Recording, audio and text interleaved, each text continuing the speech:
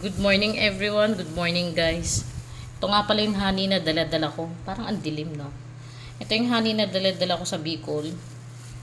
Purong honey to, nasa ano pa nga eh. Nasa, anong tawag dito? Bahay.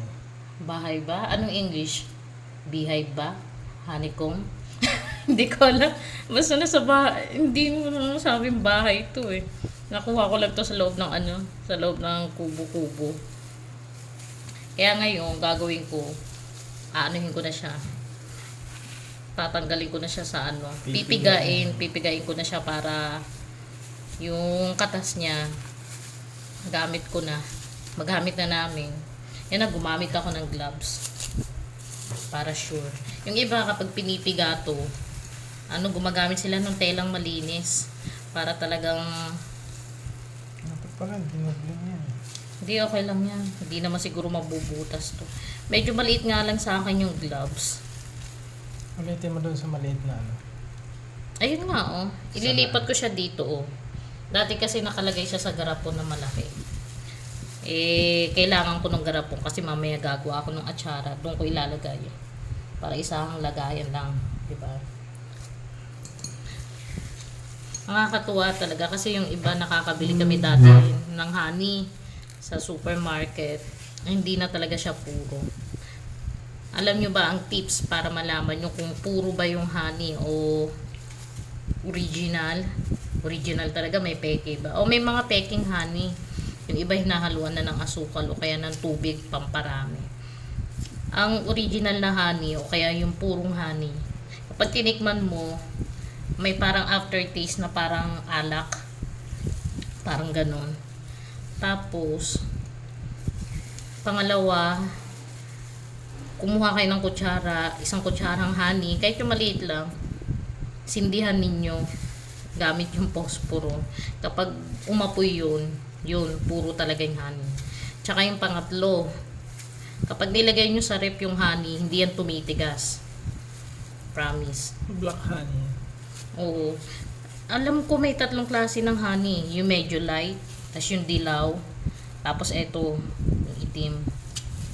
Ito ang pinakagusto ko sa lahat na honey, yung dark. Ito yung pinakamasarap na honey. Swerte ko nga, nakakalibre lang ako. Kasi ang mahal-mahal ng honey na sa amin. Ang isang galon, 3,000 na. Pero mga ano yun 5 liters. hindi, 10. Ewan ko lang. Kasi dati, nagbebenta sila nung nagbebenta sila yung sa bote ng gin. Inabot ko pa nga nun dati, 180 lang hanggang naging 200. Tapos yung iba may nagbebenta na 250. Nagmamahal daw kasi ang honey habang tumatagal. Parang Ano gold kaya lang. ginawa ni Junjun sa kanya? Ilan yan kaya niya? Alin mo? Yung pinadala mo. Baka o kaya baka kinain. Yung iba kapag gusto ng pampahimagas, hindi nila tinatanggal, hindi nila pinipiga ng ganito. Kasi parang candy. Yan, may laman pa rin yan eh. Kahit pinipiga mo. Diba? Ang dami kong nakuha. Naghati kami ng kapatid ko, si Junjun. Dala siya ng ganito kasi nagre-request siya. Eh, nagkataon na umuwi ako. Hindi pa season ng honey. Swerte ko na nga lang may nakuha talaga ako. Pero kung hinarvest ko to ng June o July, punong-puno. Punong-puno yung mga ganito niya. Hindi ko na rin kasi na-videohan eh. Maraming walang laman. Pero swerte pa rin ako kasi may nakuha ako. Ayan. Kaya sa may mga gustong umorder o bumili ng honey, sa June o kaya July, available na ulit. Kasi yun yung season na season ng mga honey sa amin, sa Bicol, sa Sorsogon. Kung gusto nyo bumili, PM nyo lang ako. Sigurado at talagang puro yung honey na makukuha ninyo.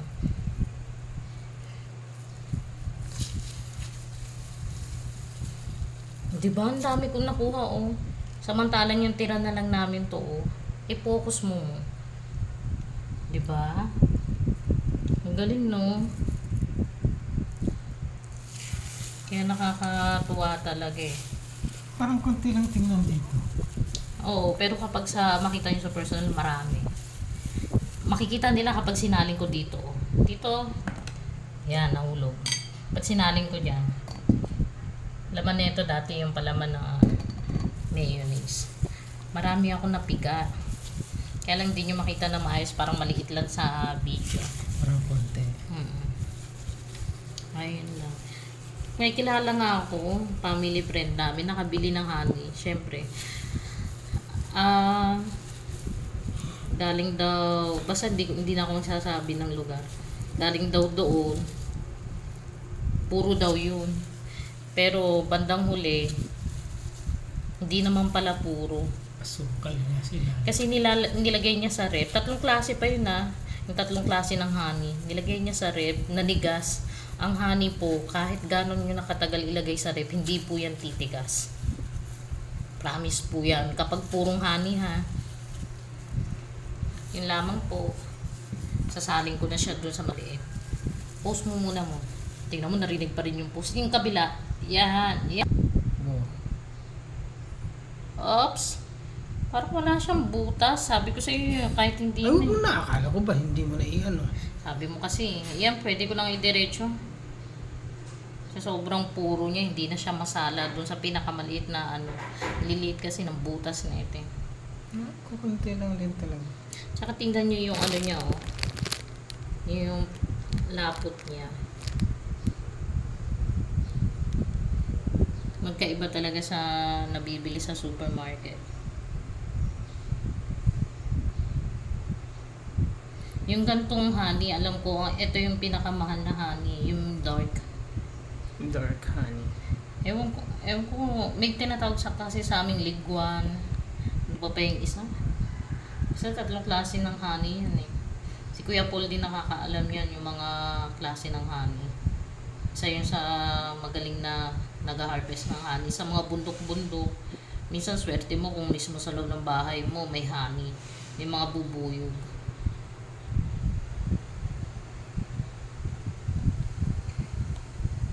Ayan, kaya kasi. Hindi ba? Itong ginagamit namin kapag magtitimpla kami ng kape o kaya magtsatsaa kami. Yung tsaa namin yung malunggay, naglalaga kami. Minsan nilalagyan ng asawa ko ng kalamansi tapos eto.